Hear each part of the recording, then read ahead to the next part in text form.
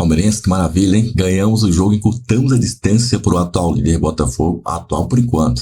Já já as coisas vão mudar de figura aí, viu? Pode aguardar, viu, Pedro Certezas? Segura aí que já já você vai ter mais fortes emoções como teve ano passado. Guarda aí. Mas o Verdão ganhou 1-0, gol de Estevão, o cria da academia, que ano que vem, depois do Mundial, vai se apresentar ao Chelsea lá na Premier League da Inglaterra.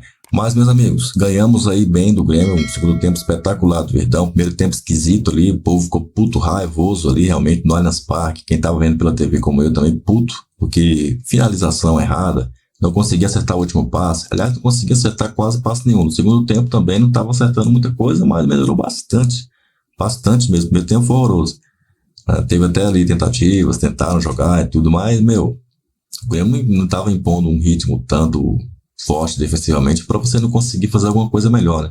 E aí perdeu-se muita oportunidade. Tá, o goleiro do Grêmio tentou ajudar no primeiro ali, mas depois o cara fechou o gol.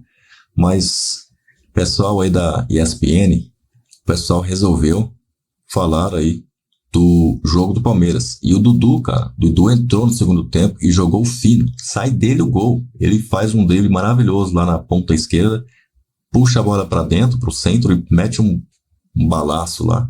No rebote, o Estevão faz o gol. Quase erra ainda, né? Tá de sacanagem.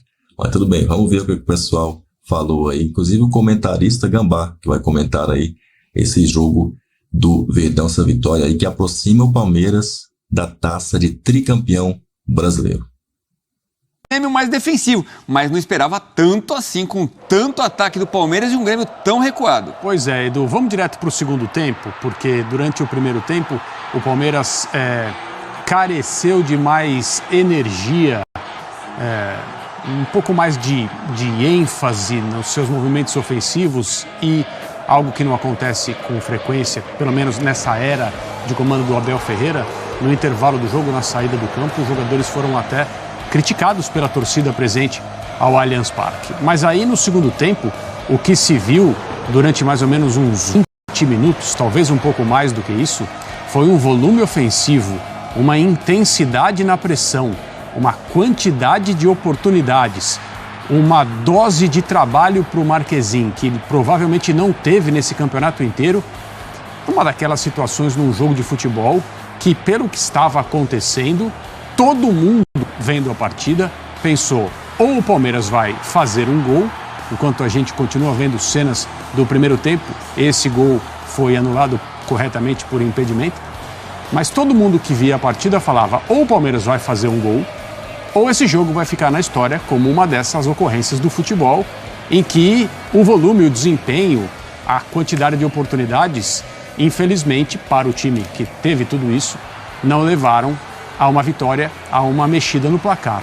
E aí, assim, o fato de ter sido o artilheiro do campeonato, o menino Estevão, com 17 anos, que faz tantas assistências e faz tantos gols, ninguém fez mais do que ele no Campeonato Brasileiro de 2024, também não é uma surpresa para ninguém. Dudu entrou no jogo a pedido do torcedor, pedido obedecido quase que imediatamente pelo técnico do Palmeiras.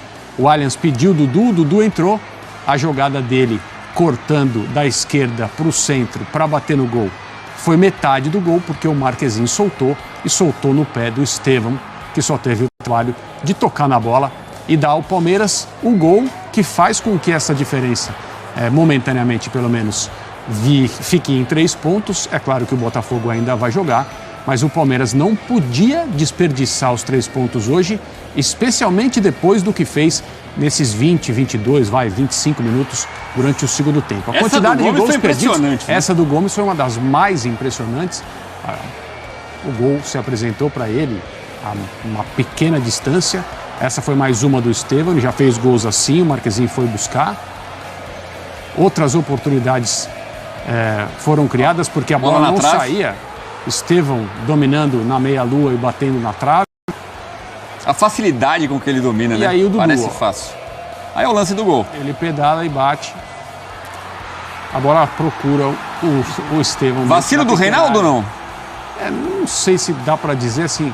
Muitos vacilos foram cometidos defensivamente pelo Grêmio nesse período do segundo tempo até o gol sair, porque esse gol poderia ter acontecido em outras jogadas.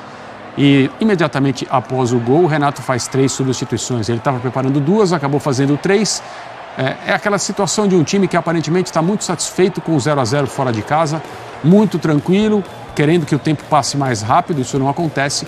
Leva um gol, quer mudar tudo. O gol foi à altura dos 30 minutos. O Grêmio não conseguiu fazer nada depois disso. E no primeiro tempo a gente já viu o Marquezinho demorando para levantar, fazendo uma cera, né? O Grêmio teve uma boa chance no primeiro tempo. Uma bola que o Murilo corta do Vila Sante bem no começo ali. E depois no segundo tempo mais duas boas chances no contra-ataque. Mas foi um massacre de chutes a gol, de tentativas como essa aí. Passou raspando o gol do Marquezinho essa chance. E mais uma vez o Estevão aparecendo, realmente uma atuação de gala. Mais no segundo tempo do garoto muito bom de bola do Palmeiras, que está com malas prontas, como se diz, para ir jogar pelo Chelsea, mas não joga o próximo jogo contra o Bahia, porque na comemoração foi na arquibancada e ele sabia que não podia. Bom, e tudo isso que a gente viu, esse massacre no segundo tempo, teve vaia no intervalo. O torcedor reclamando que o Palmeiras está com muita folga e que o brasileiro é obrigação, que a gente vai ouvir daqui a pouquinho. Mas a posse de bola, no final das contas, ficou muito maior do Palmeiras, 62% contra 38% do Grêmio. 33 contra 6 em finalizações, 33, 14 certas. O Marquezinho trabalhou bastante, uma só do Grêmio, grandes chances 5-3, ações na área rival 51-14. O Palmeiras teve 49 bolas recuperadas contra 32 do Grêmio. Os números dizem muito do que foi o jogo, André. Os números podem mostrar tudo isso e o placar ser ao contrário, né? O placar ser uma vitória do Grêmio, o futebol permite isso. Jogos volta e meia acontecem aí com 65%, 70% de posse para um time, 15-2 em finalizações, 0-0, 1-1. Ou o time que teve todo esse volume ofensivo não conseguiu marcar e perdeu. Na maioria das vezes, é claro, quem joga, quem trabalha, quem procura, quem tem chances, quem perde gols, quem tenta, insiste, não para, acaba encontrando a sua recompensa. O Palmeiras encontrou hoje nos pés do seu menino milagroso. Esse rapaz eu ia falar moleque, pode parecer desrespeitoso, né? É claro que não seria da minha parte, mas esse menino é realmente uma coisa muito diferente no nosso futebol. O Palmeiras já o trata como o craque do time, os jogadores, os companheiros dele agem assim e é perfeitamente apropriado que o façam. Hoje ele tentou de todos os jeitos no segundo tempo e conseguiu num rebote. Normalmente é o gol que o centroavante faz, né? Ele aparece em todos os lugares no campo de ataque e dá um jeito de marcar. Já que falamos do Estevão, põe na tela números do menino, do garoto. Menino milagroso. 17 anos, né? Ontem a gente falava que ele tem quase metade da idade do Bright White, que tem 33. A gente comparou as possibilidades dos dois decidirem o jogo, né? E acabou que realmente o brasileiro fez muito mais que o dinamarquês do Grêmio. E com metade da idade, né? Então, olha, o que é isso? 20 participações em gols do Estevão. O Pedro, é verdade que está contundido, mas teve 16, o Pedro do Flamengo. O Hulk do Galo teve 14, Lucas Moura do São Paulo 13, empatado com o Yuri Alberto do Corinthians também 13, o Alejandro do Vitória e o Rodrigo Garro do Corinthians. O Estevão é o artilheiro do campeonato e também é o garçom principal deste torneio. Eu vou pedir para a nossa produção, se é possível, não está combinado exatamente isso, a gente pode ouvir o intervalo quando a torcida canta e vaia. Sim. E aí a gente fala mais sobre esse Palmeiras. Ó.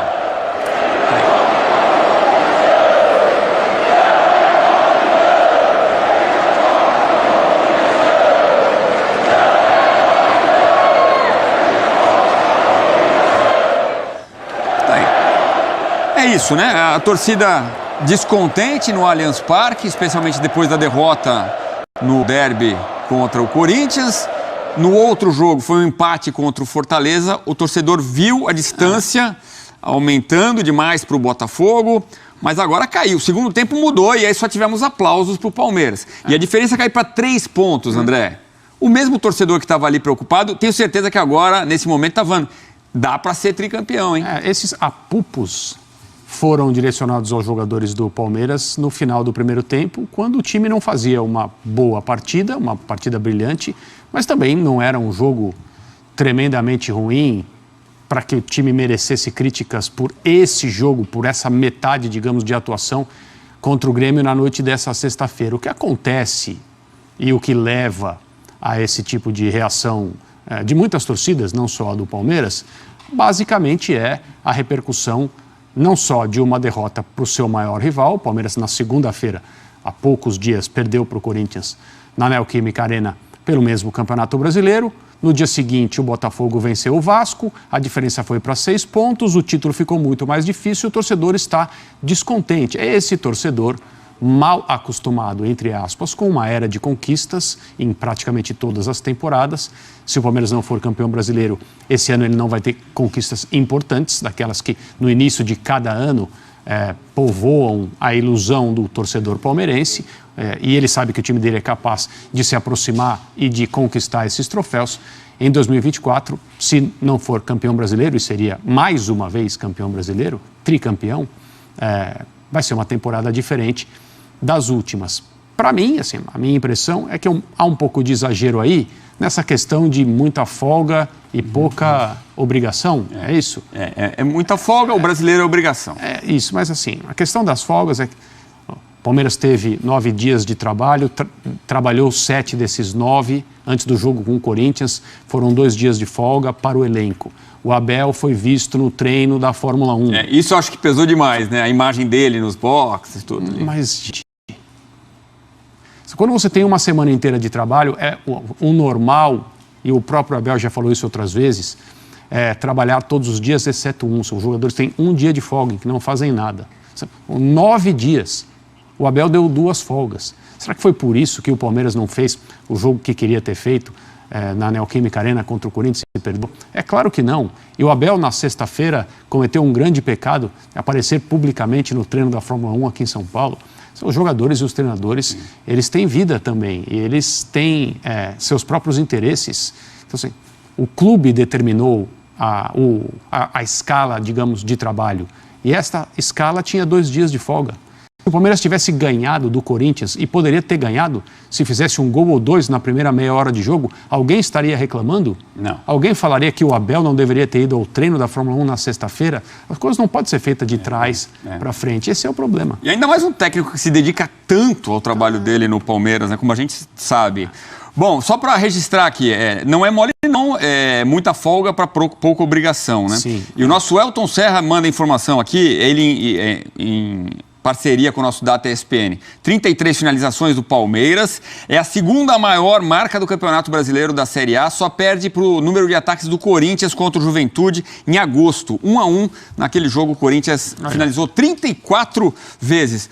Eu chamei ele de chinelinho ontem e ele vem e traz informação. Boa, Elton, meu parceiro. Me diga aí se você está satisfeito com esse resultado, com esse rendimento do maior campeão do Brasil. O Verdão está chegando, meus amigos. O Verdão está de volta, está voltando e está chegando. E dessa vez é para ficar. O Palmeiras já teve sequência de 5 vitórias nesse campeonato, aliás, de 6. Inclusive de 7 também. 6 no primeiro turno, 7 no segundo turno. Até outro dia o Palmeiras não perdia desde 27 de julho. O primeiro jogo do segundo turno. Aquele jogo que perdemos feio no Allianz Parque pro Vitória. Tendo que consertar porque o final do primeiro turno foi horrível. Tá? A gente não fez um bom final de primeiro turno. E a gente vai precisar fazer um espetacular final de segundo turno, porque agora é a hora da verdade, como diria o Pep Guardiola, tá? Agora é a hora da verdade. Ele diz, né, que a gente ganha o campeonato, ou perde o campeonato, nas primeiras 8 rodadas e ganha nas últimas 8. Tivemos um tropecinho aí contra o Corinthians, mas ano passado tivemos contra o Flamengo também. Então, se for olhar só por esse lado aí dessa derrota aí, não tem nada demais. Empatou com o Fortaleza. Ano passado também. Ano passado empatamos com o Fortaleza e empatamos com o Cruzeiro também. Na última rodada, vamos nos dar o luxo de poder empatar com o Cruzeiro se bobear daqui a pouco, e até com o Fluminense. Escuta o que eu tô falando, escuta o que eu tô falando. Se você tá confiante aí, ainda mais agora, com esse segundo tempo aí dá pra ficar muito confiante, muito animado, realmente. O duro é que a gente vai ter que enfrentar o Bahia, provavelmente não, com certeza sem Estevão e sem o Richard Rios, principalmente pelo Estevão. Eu queria até que ele pudesse, mas parece que a seleção ia atrapalhar de todo jeito, então menos mal, né? Pudesse segurar o cartão para tomar no jogo contra o Bahia, contra o Goianiense, que é um time um pouco inferior. A gente ir sem ele, acho que é mais tranquilo para a gente tentar conseguir uma boa vitória lá, de 6-0. Mas tem Dudu ainda, o Palmeiras tem Dudu, então dá para meter 6, até porque a gente meteu 6 sem Estevão e com Dudu. em 2022, se não me falha a memória, no primeiro turno, lá em Goiás. Então a gente vai lá meter 6, se Deus quiser. Ganhar um jogo aí, com todo respeito ao Atlético Goianiense, mas vai desculpar a gente aí, viu? Mas nós temos que ganhar um jogo de 6, não tem outra opção. O nosso salto foi pro saco aí com a última derrota contra o Corinthians e a vitória do Botafogo contra o Vasco. Então nós vamos ter que amassar o Atlético Goianiense. Mas primeiro tem o Bahia. Uns 2-0 contra o Bahia já vai me deixar satisfeito, tá? Aliás, 1-0 é goleada. Essa que é a grande verdade. O Palmeiras não tem que preocupar com saldo nesse momento, tem que preocupar em ganhar todos os jogos. Agora, amigos, são 5 finais. A primeira das 6 finais, ganhamos. Agora faltam 5. Mão cheia, faltam 5 jogos para Itaí é campeão, é tricampeão. De novo, gritamos isso em 2021 na Libertadores e gritaremos agora no Brasileirão. Pode escrever aí. Vejo você no próximo vídeo, que pode ser esse aqui, né? Avante palestra.